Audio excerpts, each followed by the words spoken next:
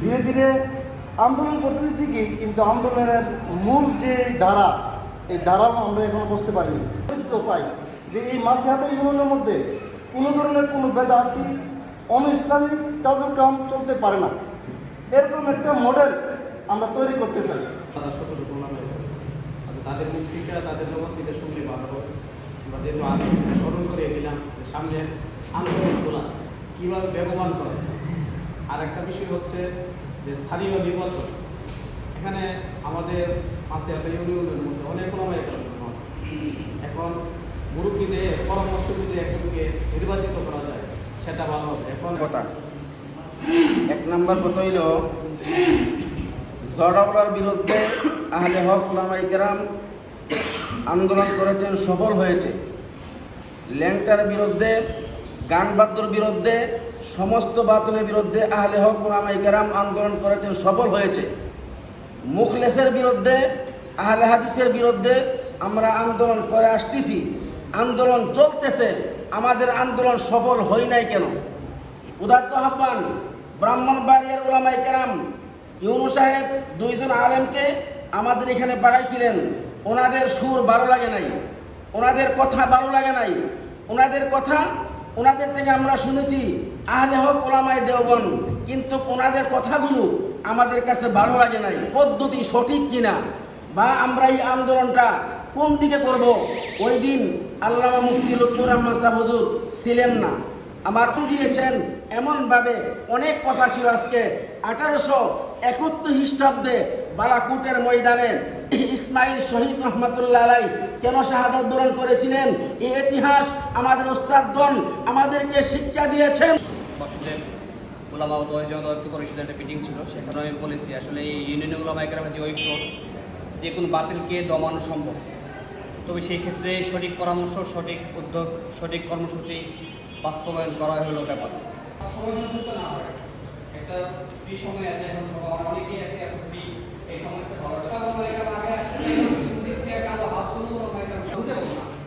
এই জন্য সবার পর্যন্ত এটা উত্থান না হয়ে ততক্ষণ পর্যন্ত পড়ে যাবে। আমাদের ওলামায়ে কেরামগণ উস্তাদগণ যেভাবে মেহনত করতেছেন এবং আমাদের নিজেদের নির্দেশনা দিতেছেন, অবশ্যই আমরা উস্তাদদের কথা মতে সর্ব অবস্থায় তৈরি আসি এবং থাকবো। যে মসজিদের বিরুদ্ধে যে আন্দোলন হচ্ছে, আমি গ্রুপের প্রত্যেক বইগুলো শুনি এবং তো শেয়ার করে না আমি শুনতেছি। এই মসজিদ কেন এখানে ওরা দিল? আমার মনে হয় অতীত ইতিহাস যে মসজিদ দেওয়ার পিছনে আমরা কিছুই লালাই দিয়েছি, এদেরকে মসজিদ করা হোক। ওরা যখন আগে বাজার মসজিদে নামাজ পড়তো, এদেরকে বাধা দেওয়া হয়েছে। ঈশ্বর মসজিদে নামাজ পড়তো, বাধা দেওয়া হয়েছে এবং বলছে তোমরা আলাদা মসজিদে নামাজ পড়ো, আলাদা মসজিদে নামাজ পড়ো, আলাদা মসজিদে ওরা পড়ছে। ছিল যে মুখলেস সহ যারা আছে এরা তো ওলামায়ে দেওবন্দকে খুব ভালোবাসতেন। আবু তাহের উসমান রহমতুল্লাহ আলাইকে রোজিং রাখতেন, খাওয়াইতেন। দু একটা ব্যক্তি কেন আমাদের কাছ থেকে দূরে সরে যাচ্ছে, ওরা কেন আমাদের কাছ থেকে দূরে সরে যাচ্ছে, দেখে ডাইকে কাছেই না বোঝানো দরকার ছিল, ভাই আমাদের সমস্যাটা কি, আমাদের কোন আমলের কারণে তোমরা দূরে সরে যেতেছো। যাক, এগুলো হয়েছে না, আস্তে আস্তে তারা মসজিদ করছে। এখন এই মসজিদ যদি তারা না করতে পারে, এই ভূমিকা নিয়ে সবাই কাজ করতেছেন। ওই ক্ষেত্রে আমি প্রথম মনে করি যে মসজিদের পাশে একটা মসজিদ করতেছে, মসজিদে বেলাল, ওখানে আল্লাহ এবং রাসূলের সবচেয়ে বড় দুশ্মন, ওই দুশ্মনকে আপনারা সাথে নিয়ে মসজিদ করতেছেন। ওই মসজিদে সুদখোর আশিক মিয়া, আমার গ্রাম সহ প্রত্যেক গ্রামে সুদের এত বিস্তার, মসজিদের এই মেশিন নিয়ে কাজ করলে আমি মনে করি মসজিদের সাকসেসফুল হবে।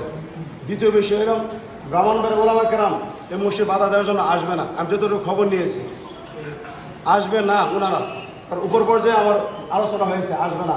ওনাদের কথা হইল এটা গণতান্ত্রিক একটা রাষ্ট্র, এখানে কাদিয়াদের মসজিদ আছে, বেদাতেদের মসজিদ আছে, সব আছে, আহলে হাদিসও বিভিন্নদের মসজিদ করতেছে।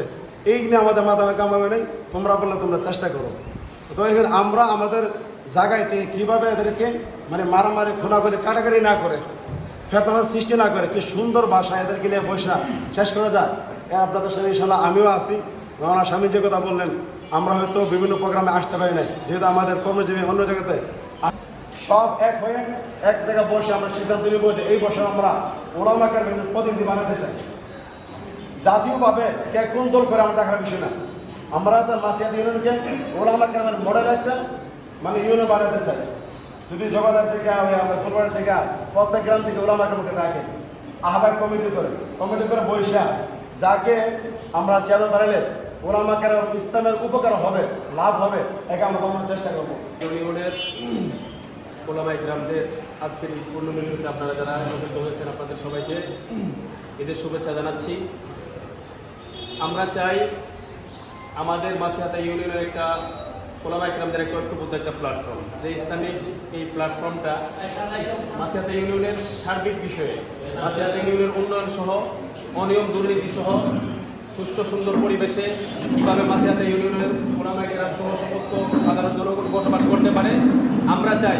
সেই লক্ষ্যে আগামী ইউনিয়ন পরিষদ নির্বাচনে মাসিহাতা ইউনিয়নের সমস্ত ওলামায়ে কেরামদের পক্ষ থেকে এবং মুসলিম তাওহীদ জনতা সহ সমস্ত জনগণের পক্ষ থেকে ওলামায়ে কেরামদের থেকে একজন প্রতিনিধি আগামী ইউনিয়ন পরিষদ নির্বাচনে প্রতিনিধিত্ব করবে, ইনশাআল্লাহ ইলেকশন করবে।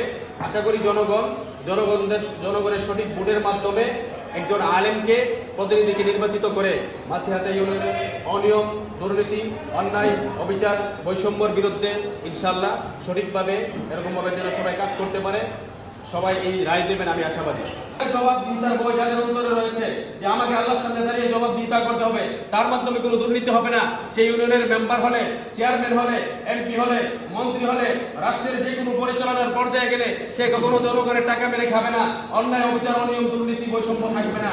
আমি আশাবাদী আপনারা সবাই এক হয়ে, আমি না যদি আমাকে আপনারা সিলেক্টেড করেন সমর্থন দেন আমি নির্বাচন করবো ইনশাআল্লাহ, কিন্তু আপনাদের সবাইকে মনে করতে হবে চেয়ারম্যান জহির নয়, মাওলানা জহির নয়, চেয়ারম্যান আমরা প্রত্যেকে একজন করে।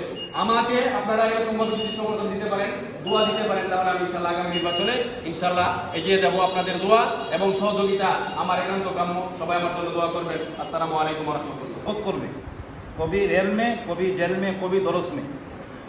কখনো তাকে দেখা যাবে দরসের ময়দানে কাজ করতেছে, আবার কখনো ভ্রমণ করতেছে রেল দিয়ে, আবার আন্দোলন সংগ্রাম করতে গিয়ে সে জেলের মধ্যে আসে। এটা হলো হক্কানি ওলামায়ে কেরামের কি বৈশিষ্ট্য।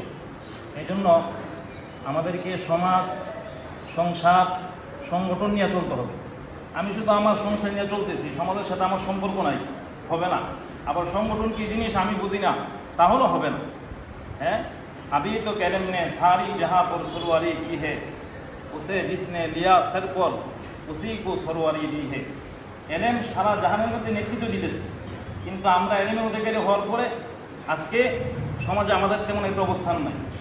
সামাজিক কোনো কর্মকাণ্ড আমাদেরকে কী করতে পারি ইনশাল্লাহ সফলতা সর্বক্ষেত্রে, বাতিল বিরোধী আন্দোলনের ক্ষেত্রে, সামাজিক নেতৃত্ব দেওয়ার ক্ষেত্রে, সর্বক্ষেত্রে আমাদের সফলতা আসবে।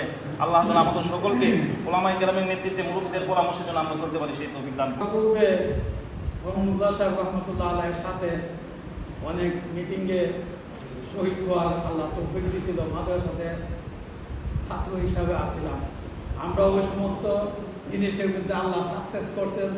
বড়জোগ রহমতুল্লাহ আলাই বলতেন যে তোমরা মাথাটা ঠিক করে এক থাকো, টান টান দিলে দেখবা যে একখানে সবটা শরীর আসে। আমরা আসলে মাথাটাই ঠিক নেই।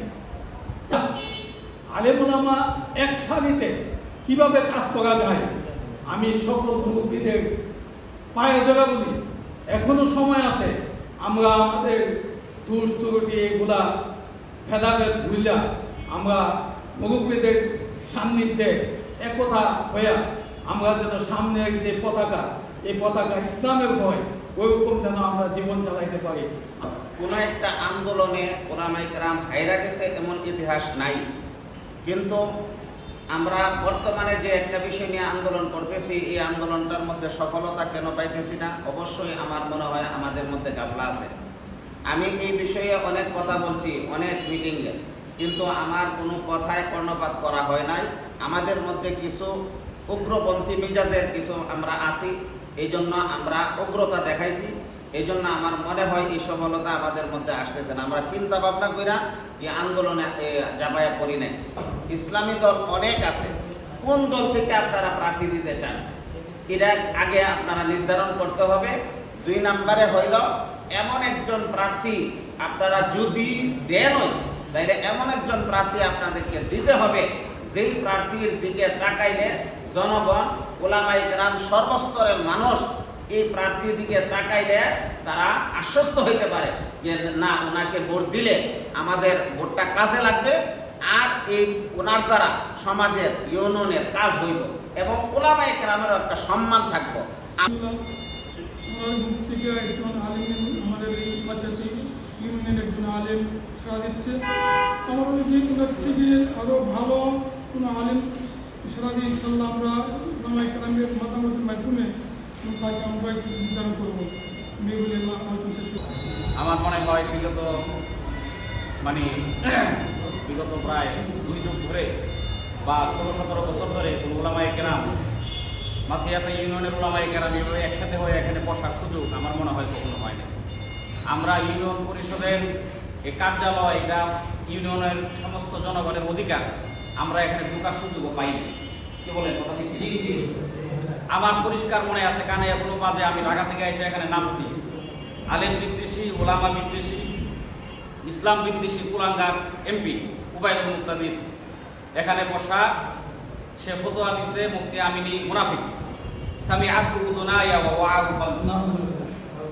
এই ইউনিয়ন পরিষদের ভিতরে বসা, সেখানে আলহামদুলিল্লাহ বলেন আলহামদুলিল্লাহ, আলহামদুলিল্লাহ, আমরা এই ইউনিয়ন পরিষদের ভিতরে ওলামায়ে কেরাম এভাবে বসা মিটিং করা, এটা রাব্বুল আলামিনের দরবারে শুকর আদায় করতেছি। এই জন্য আমি সংক্ষেপে একটা কথা বলবো, আবি নেই তো কাবি নেই। যখন এই দ্বিতীয় স্বাধীনতা শুরু হয়, একদম দ্বার প্রান্তে স্বাধীনতা, তখনও স্বাধীন হয় নাই, ভাব বোঝা যাইতেছে যে কুলাঙ্গার পালাবে, দেশ ছাড়বে, তখন ওলামায়ে কেরামের মধ্যে একটা লেখালেখি হইতেছে যে আবি নেই তো কাবি নেই, এখন যদি না পারো আর কোনো সময় পারবা না। এই প্রসঙ্গে আমি আসতেছি। এর আগে আমি বলি, আল্লাহ তাআলার কোরআনের বাণী, আল ফিতনাতু আশাদ্দু মিনাল কতল। শরীয়তের একটা নিজাম হলো, মুফতি আব্দুল মালিক সাহেব লেখছেন আল কাউসারের ভিতরে, শরীয়তের একটা নিজাম হলো, যেই সমাজে, যেই এলাকায়, যেই দেশে শরীয়তের ইসলামের 4টা মাযহাব হক, হানাফি, শাফিঈ, হাম্বলি এবং মালিকি, এবং সবাই আহলে সুন্নাত ওয়াল জামাতের অন্তর্ভুক্ত।